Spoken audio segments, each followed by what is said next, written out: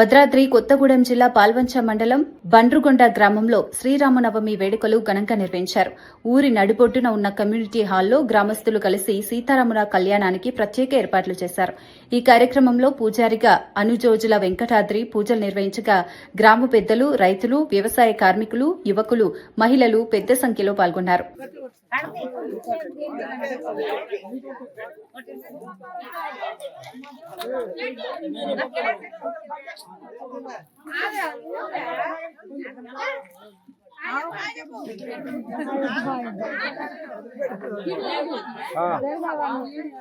మొత్తం నువ్వే తింటానట్టున్నా.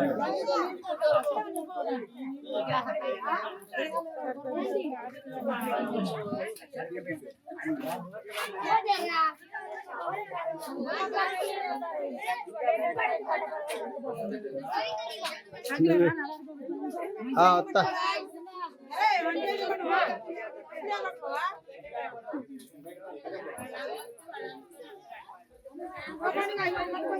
Apa